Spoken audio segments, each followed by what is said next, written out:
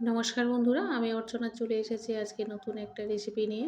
আশা করি আপনারা সবাই ভালো আছেন। এখানে নিয়েছি কয়েকটা সবজি, যেমন গাজর, বিট, টমেটো আর বাঁধাকপি। এগুলো ভালো করে ধুয়ে গ্রেট করে নিতে হবে। তারপর নিয়ে নিয়েছি 200 গ্রাম মসুর ডাল। এটা আমি 1 ঘন্টা ভিজিয়ে রেখেছিলাম। এটা ভালো করে ধুয়ে ভিজিয়ে রেখেছিলাম 1 ঘন্টা। ভেজানোটা ঠিকঠাক হয়েছে। এবার এটা ব্লেন্ডারের মধ্যে দিয়ে দিচ্ছি। এটা ভালো করে পেস্ট করে নিতে হবে।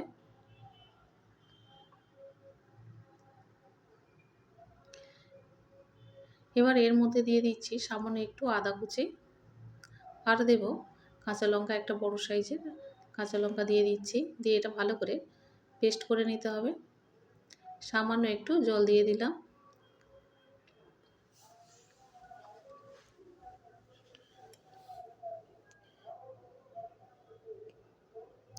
পেস্টটা হয়ে গিয়েছে। এবারে সবজিগুলো আমি গ্রেট করে নিয়েছি, সেটা একটা পাত্রের মধ্যে রেখে দিয়েছি। যে যে সবজি নিয়েছিলাম সেগুলো সব আমি গ্রেট করে নিয়েছি। ডালের পেস্টটা এর মধ্যে আমি দিয়ে দেব।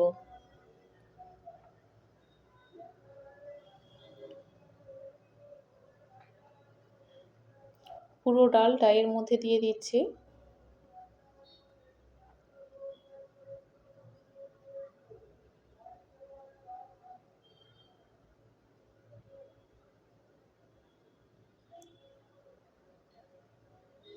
এর মধ্যে দিয়ে দিলাম এবারে স্বাদ মতো নুন, আর দেব 1 চামচ জিরা গুঁড়ো,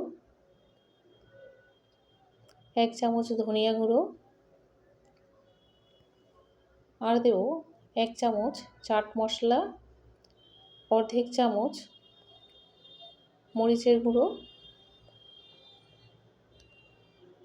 আর দেব হলুদের গুঁড়ো। এবার এটা সব কিছু দিয়ে দিয়েছি মশলা। এবার এটা ভালো করে মাখিয়ে নিতে হবে।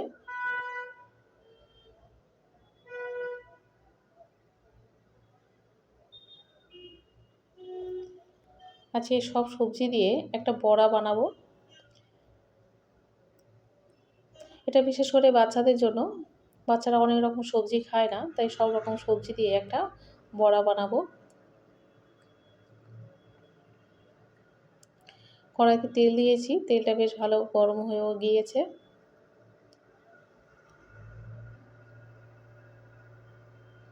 এই বড়াটা খেতে খুব ভালো লাগে।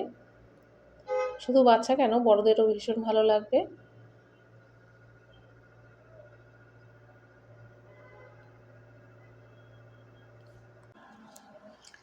এবারে তেলের মধ্যে অল্প অল্প করে আমি দিয়ে দিচ্ছি।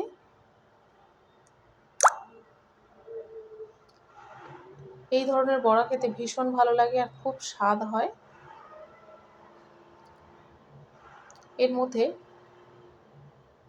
বলা হয়নি, এর মধ্যে একটা বড় সাইজের পেঁয়াজ দিয়েছিলাম, খুব কুচি করে ছোট ছোট সাইজের করে কেটে দিয়েছিলাম।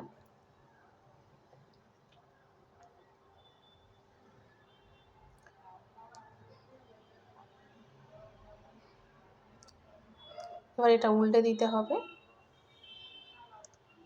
খুব সাবধানে এটা ভাজতে হবে, যেহেতু আমি খুব কম দিয়ে তেল দিয়ে ভাজছি, সেই জন্য খুব সাবধানে এটা ভাজবো।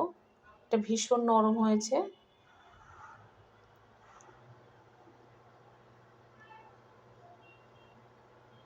এটা বেশি তেলেও ভাজা যায়, আমি একটু কম তেল দিয়েই ভাজছি।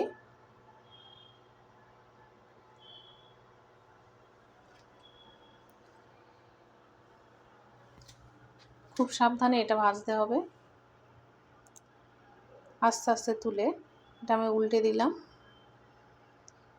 এতটাই নরম, না হলে ভেঙে যাবে। সাবধানের সঙ্গে করতে হবে। আর একটু তেল আমি ওপর থেকে ছড়িয়ে ছড়িয়ে দিচ্ছি।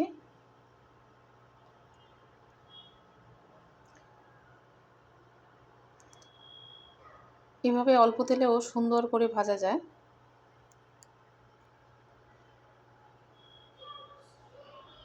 ভাজাগুলো হয়ে গিয়েছে। এবার আমি একটা একটা করে তুলে নেব।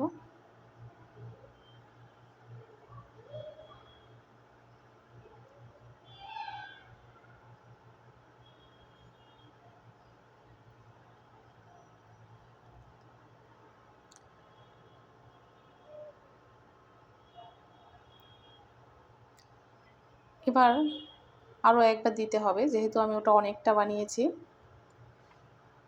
আরও একবার এটা ভেজে নিলাম।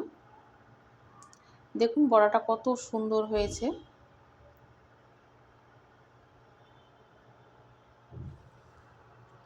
দেখে বুঝতে পারছেন, ভাজার সময় বেশ নরম লাগছিল, তারপরে একটু শক্ত হয়ে গিয়েছে। দারুণ হয়েছে, খেতে সত্যি ভীষণ সুন্দর হয়।